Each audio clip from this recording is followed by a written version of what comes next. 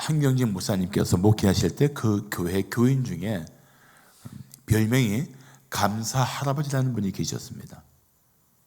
별명이 감사 할아버지입니다. 이분은 무슨 일이 있어도 감사합니다 하는 말을 아예 입에 달고 살았습니다. 하루는 이 할아버지가 고기를 사서 집으로 돌아가다가 돌뿌리에 걸려서 넘어지면서 손에 들고 있던 고기를 놓쳤습니다. 때마침 그걸 지켜보던 개가 달려오더니 그 고기를 물고 후다닥 도망가 버린 거예요. 사람들은 워낙 유명한 분이니까 저분이 또 어떻게 감사할 수 있겠는가 이런 생각했습니다. 할아버지가 먼지를 털고 일어나더니 하나님 감사합니다라는 거예요. 그러니까 그걸 보던 청년이 물었습니다. 아니 할아버지 지금 뭐가 감사합니까? 그때 할아버지가 이렇게 대답했다고 합니다. 고기는 잃어버려도 내 입맛은 그대로 있지 않은가? 뭐 고기는 또 사면 되지만 만약 입맛을 잃으면 아무리 고기가 많아도 먹지는 못하잖아. 그렇게 대답하더랍니다. 이렇게 모든 일에서 감사할 일만 찾는 분을 누가 말릴 수 있습니까? 이번엔 감사가 삶의 스타일이 된 거예요. 하나님을 경외하는 성도는 사실 모든 상황에서도 감사할 수 있는 삶의 특징이 있습니다. 도대체 저런 상황에서 어떻게 감사할 수 있지? 그래도 거기서 감사하는 거예요. 감사거리를 찾아내고 마치 그 감사거리를 보석처럼 손에 쥐고 감사의 노래를 부르고 감사의 고백을 합니다. 그게 하나님을 경외하는 성도의 특징입니다. 샘 크랩틀이라는 목사는 이 감사에 대해서 정말 감동적인 정의를 많이 했습니다. 제가 책 읽다가 이거 보면서 너무 마음에 들었어요. 한번 잘 들어보십시오. 샘 크랩틀의 감사의 정의. 감사는 하나님으로부터 주어진 은혜를 알아보는 영적 능력이자 그 은혜를 베푸신 하나님의 선하심을 인정하는 마음이다. 감사의 영적 능력이라는 거예요. 어떤 영적 능력? 하나님의 은혜를 알아보는 영적 능력. 그 은혜의 의식이 있으면 감사하지 않을 수 없다는 것입니다. 제가 중요한 질문을 하겠습니다. 한번 잘 듣고 대답해 보십시오. 당신은 당신을 구원하기 위해서 십자가에서 대속의 피를 흘리신 예수님의 그 은혜만으로 영원히 감사할 수 있습니까? 아멘. 아멘 해야 돼요. 힘차게 아멘 해야 돼요. 그 은혜 안에서 가난해도 감사할 수 있습니까? 병들어도 감사할 수 있습니까? 아멘. 우리는 그런 감사를 가진 사람들이에요. 난 이것을 성도다운 감사라고 말하고 싶습니다. 성도다운 감사. 이 세상의 것을 다 잃어도 오직 예수 안에서 누리는 이 은혜만 가지고도 감사할 수 있는 그런 감사의 풍성함을 누리는 사람들, 난 이게 그리스도인이라고 생각해요.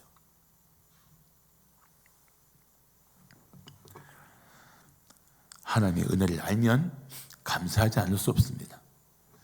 하나님을 신뢰하면 어떤 상황에 있든지 감사하지 않을 수 없습니다. 이 감사는 말만 하는 것이 아닙니다. 삶으로, 말로, 행동으로 드러나야 합니다.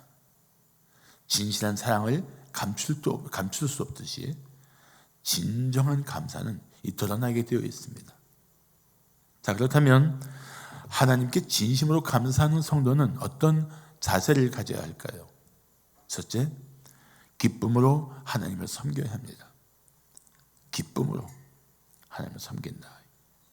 감사하면 기쁜 마음으로 막 기뻐서 흥에 겨워서 하나님을 섬겨야 합니다. 오늘 본문 1절과 2절을 보시면 온 땅이여 여호와께 즐거운 찬송을 부를지어다. 기쁨으로 하나님을 여호와를 섬기며 노래하면서 그의 앞에 나아갈지어다라고 말씀하고 있습니다. 기쁨으로 여호와를 섬기면서 그의 앞에 나가라. 이 감사의 자세를 말씀하고 있습니다. 그 감사의 자세가 어떤 것입니까? 기쁨으로 하나님을 섬기면서 그 앞으로 나가는 거예요. 다가가는 겁니다. 경배 대상 앞으로, 모든 은혜의 하나님 앞으로 나가는 거예요. 기쁨으로. 불신자는 감사할 일을 중요하게 여깁니다. 뭐가 감사한데 일을 중요하게 여겨요. 우리는 감사의 대상이신 하나님을 중요하게 여깁니다. 하나님만으로 감사할 수 있는 사람들. 그래서 우리는 은혜 베푸신 하나님께 감사하고 그 은혜의 하나님을 위해서 기꺼이 섬기며 살아가는 것이, 이것이 바로 은혜의 의식을 가진 성도, 감사의 마음을 주체할 수 없는 성도들의 삶이 되는 것입니다. 하나님의 은혜를 깨닫지 못하면, 그 은혜의 의식이 약해지면 마지못해 하나님을 섬길 수밖에 없고, 이 은혜의 의식이 약해지면 하나님을 섬기는 일에 아주 인색해집니다. 이런 글을 읽은 적이 있습니다. 어느 남자가 가사 도우미를 채용하는데 그의 성격이 매우 까다로웠습니다. 6시 정각에 깨울 것, 7시 운동을 나갈 수 있도록 준비할 것, 8시에 정각에 아침 먹을 수 있도록 준비할 것. 만약에 이 시각에서 1분만 늦어도 막 불호령이 났습니다. 견디지 못한 가사 도우미들이 막 다 도중에 나갔습니다. 그런데 어느 가사 도우미가 왔는데 이분은 진득하게 자기 할 일을 다 하면서 이 까다로운 남자의 요구를 받아주었습니다. 그런 그 가사 도우미의 모습을 지켜보던 이 남자가 사랑에 빠진 거예요. 결혼했습니다. 신혼여행 갔다 왔는데 가사 도우미가 할 일을 아내가 계속 하고 있는 거예요. 말렸습니다. 여보, 그건 당신이 할 일이 아닙니다. 그랬더니 이 부인이, 가사 도우미였던 부인이 이렇게 말했다고 합니다. 전에는 제가 의무감으로 일을 했지만 이제는 나를 아내로 맞이해 준 당신에게 감사해서 기쁨으로 하는 거예요. 기쁨으로. 의무가 되었던 일들이 새로운 관계 속에서는 기쁨으로 하는 봉사가 되고 섬김이 된 거예요. 우리가 하나님 앞에 그런 기쁨으로 나가고 섬기고 헌신하고 그래야 되는 것입니다. 그게 진실로 하나님께 감사하는 성도의 자세예요.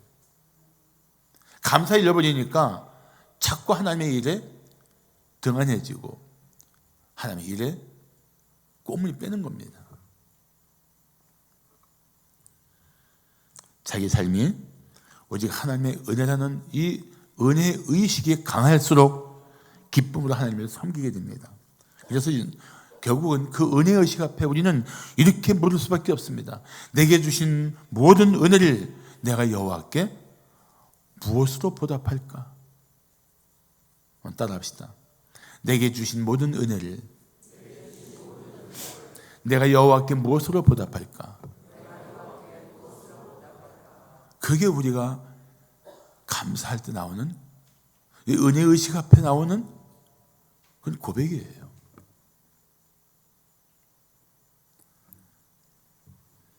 이런 마음으로 하나님을 섬길 때 기쁘지 않을 수가 없습니다.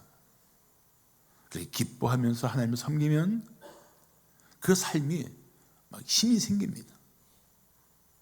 에너지가 막 넘치게 돼요. 주위 사람들한테 영향을 줍니다.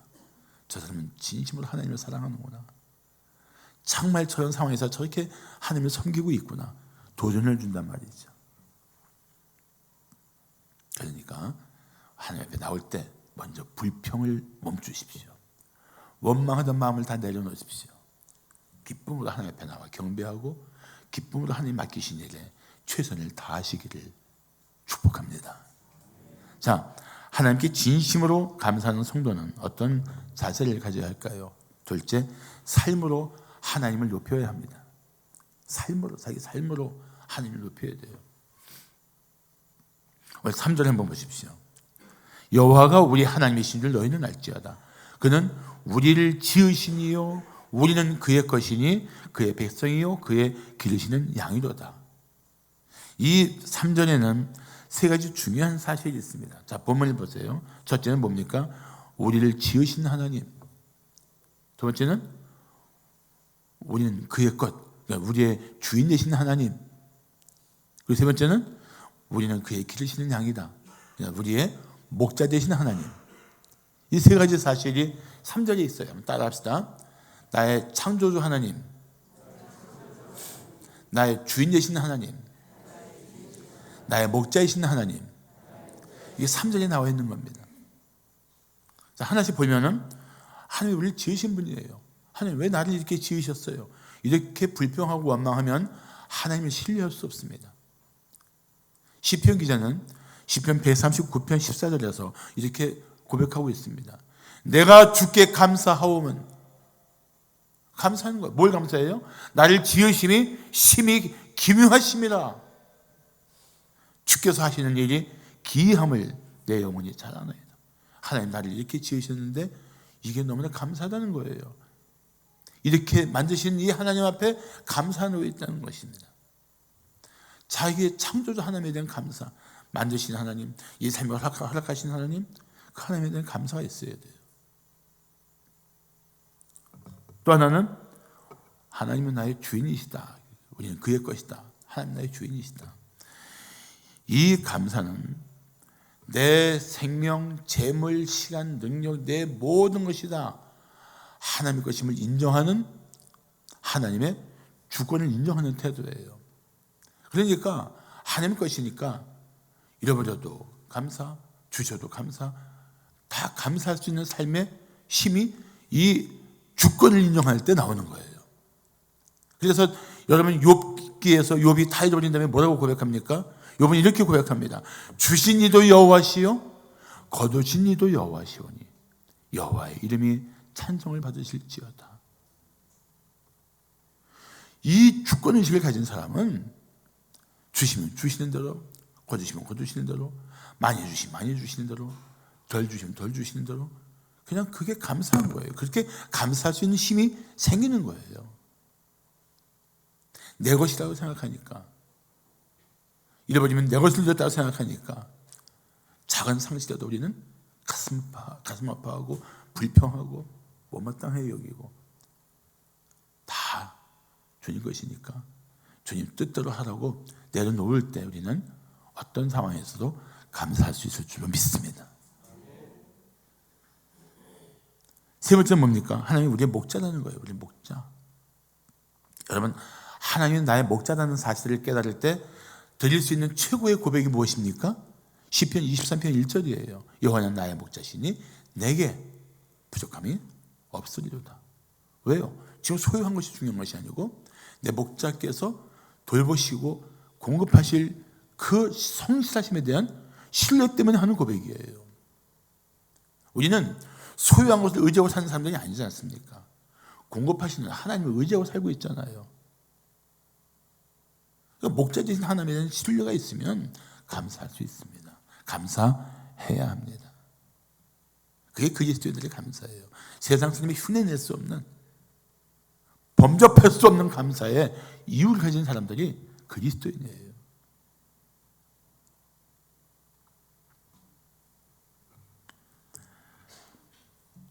우리는 하나님이 평생 나를 돌보신다는 그 즐거운 확신을 가지고 살아야 합니다. 사는 게 너무 힘들어서 아침에 차라리 눈을 뜨지 말았으면 하는 아침이 있을 수 있습니다. 그때도 이렇게 고백하십시오.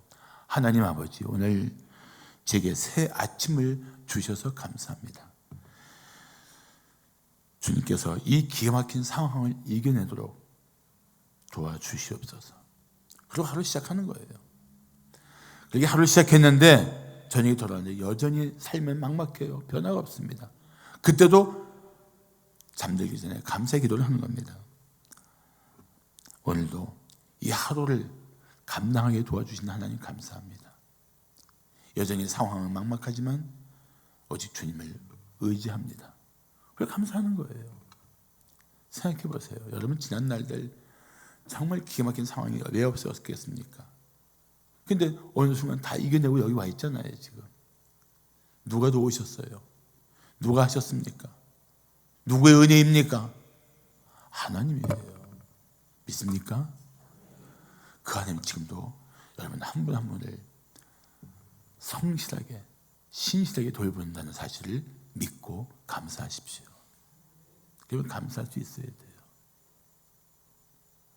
10년, 20년 그래도 감사하면서 버티고 이겨내시면 하나님께서 반드시 은혜 베푸실 때가 올 것입니다. 반드시 와요. 저는 그건 믿습니다. 이런 감사가 성도다운 감사, 감사할 수 없는 이들도 감사하는 진정한 감사인 것입니다. 중요한 것은 이런 감사할 수 없는 중에 드리는 감사를 하나님이 다 듣고 계세요. 다 듣고 계십니다. 그리고 모든 상황을 이겨내도록 반드시 도와주실 때가 올 것입니다. 할렐루야. 마지막으로 하나님께 진심으로 감사하는 성도는 어떤 사체를 가져야 할까요? 셋째, 감사함으로 하나님을 송축해야 합니다. 정말 감사한 사람은 감사의 노래를 부르며 사는 거예요. 매주 교회 갈 때마다 그 교회 가까이 있는 자리에서 자리를 잡은 거린에게 10,000원씩 주던 교인이 있었습니다. 근데 회사 사정이 어려워져서 월급을 받지 못한 남자가 하루는 5,000원을 주었습니다. 그런데 그 돈을 받은 거린이 버럭 화를 냈습니다. 아니 왜 갑자기 5,000원을 주십니까? 그래서 맞았습니다. 요즘 회사 사정이 안 좋아서 내가 월급이 좀 밀렸습니다. 그래서 거린이 이렇게 투덜거렸습니다. 그럼 저는 굶어 죽으란 말입니까? 이런 현상을 심리학적 용어로 쾌락 적응 효과라고 합니다. 쾌락 적응 효과. 난 10,000원 받았으니까 매번 당신은 10,000원 줘야 된다는 거예요. 당연히 여기는 것. 당연히 여기는 것. 여러분 사실 당연한 것은 하나도 없습니다. 하나님의 전적인 은혜요. 하나님이 누군가를 통해서 나에게 수고하고 희생하여 공급해 주시는 그런 손길이지 당연한 것 하나도 없습니다. 오늘 무슨 찬송을 부를까요? 하고 연락이 왔길래 은혜라는 찬송을 제가 부르자렸습니다. 여기 5번 반복되는 찬송 가사가 당연한 것 없이 다 은혜라는 고백입니다. 다 은혜예요. 그래서 시편 103편 2절을 말씀하기를 내 영혼아 여호와를 송축하며 그의 모든 은택을 잊지 말지어다라고 합니다. 송축하는 사람들이 송축할 수 있는 이유, 그 은택을 잊을 수 없으니까. 있다는 말이 사실 히브리어로는 어떤 뜻이냐면은 이런 뜻을 가지고 있습니다. 무시하다, 버리다. 하나님이 주신 은혜를 무시하고 하나님이 우리에게 행하신 일들을 하찮게 여기지 말라는 것입니다. 하찮게 여기지 말라. 어찌 그게 하찮은 거냐? 작은 거 하나도 감사할 이유가 있다는 거예요. 우리는 정말 마음으로부터 다시 이 추수감사절을 맞아서 감사가 회복되어야 합니다. 17세기 시인인 조지 허버트는 이런 기도를 했습니다. 하나님, 제게 정말 많은 것을 주셨습니다. 한 가지만 더 부탁하겠습니다. 감사하는 마음을 주시옵소서. 감사한 마음이 회복돼야 돼요. 감사한 마음이 회복되면 기쁨이 생기고, 기쁨이 생기면 하나님을 찬양할 수밖에 없습니다.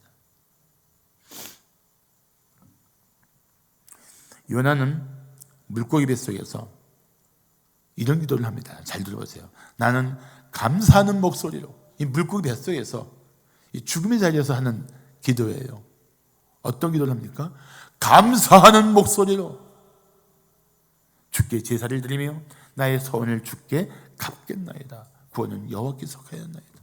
이 죽음의 자리에서도 나를 능히 구원하실 수 있는 하나님, 감사하며 주님께 경배합니다.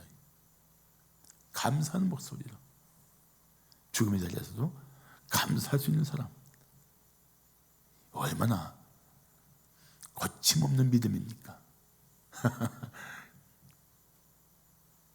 감사하다고, 죽을 것 같은 상황에서도 감사하다고 이번에는 기도하고 있습니다.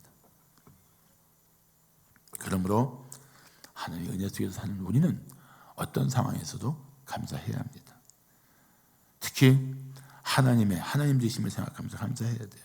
자, 4절을 보시면 감사함으로 그의 문에 들어가며 찬송함으로 그의 궁정에 들어가서 그에게 감사하며 그의 이름을 송축할지어다라고 말씀합니다.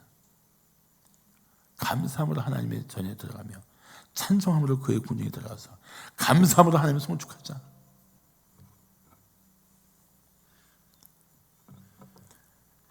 이런 감사는 하나님의 성품을 알면 알수록 더 강력해집니다. 그래서 마지막 절 5절 보시면 여호와는 선하시니 그의 인자심이 영원하고 그의 성실하심이 대대에, 이것도 영원하다는 뜻이에요. 이르리로다. 자, 묻습니다. 당신은 하나님의 선하심과 인자심을 믿습니까? 아멘. 당신은 하나님의 성실하심을 믿습니까? 아멘. 그러면 감사의 노래를 부르며 그분을 의지하고 살아가는 삶의 현장이 되기를 축복합니다.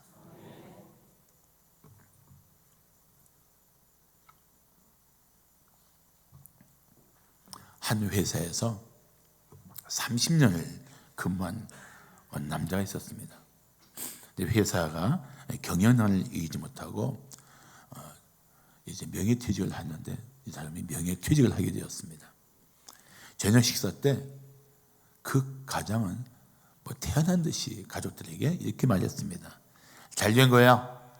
내가 지금까지 오랫동안 회사 일에 매여서 가족과 시간도 못 가지고 취미생활도 못했는데 이젠 가족과 함께 시간도 많이 갖고 취미생활도 할 수 있게 되었어 하고 태어난 척, 기쁜 척 표현했습니다.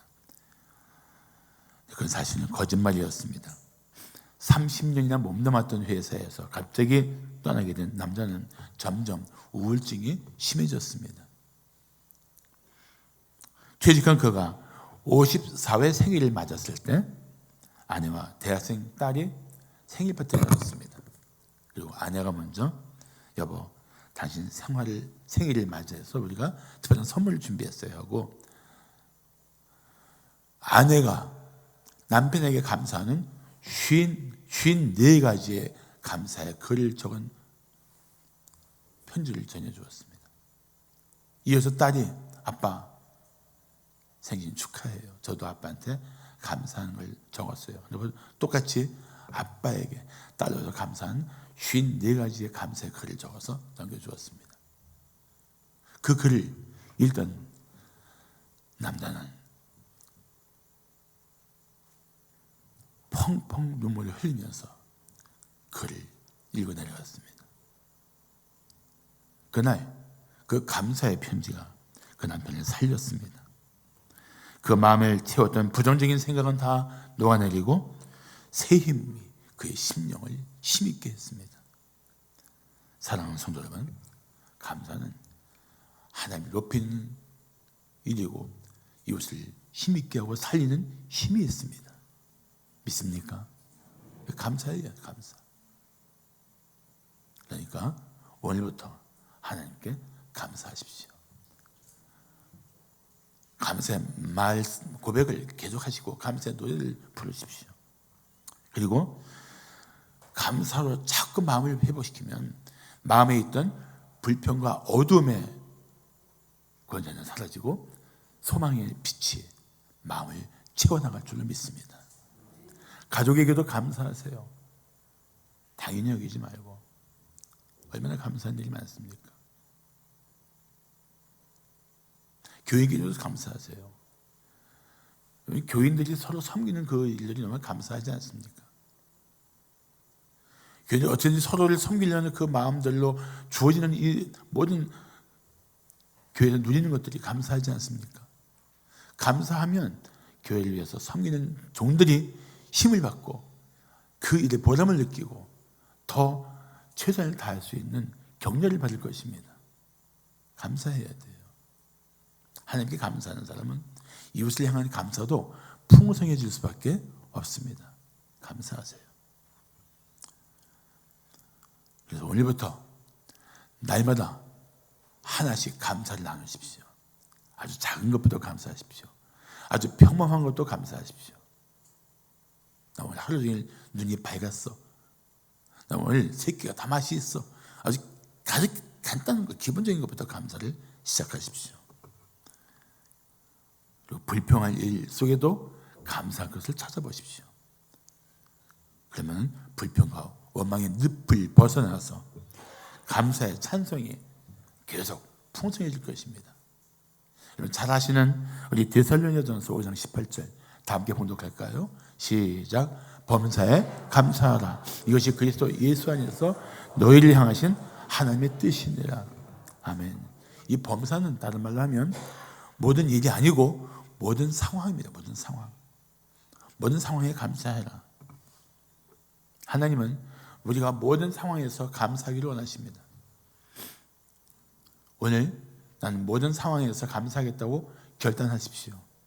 그것이 하나님의 뜻을 따르는 자세입니다. 그러면 하나님께서 당신이 겪는 모든 상황을 마침내 감사의 찬양이 되도록 변화시켜 주실 것입니다. 그 일 하나님이 하실 것입니다. 그리고 작은 일에 감사하는 성도에게는 더 큰 감사의 삶을 풍성하게 베풀어 주실 줄로 믿습니다. 기도하겠습니다.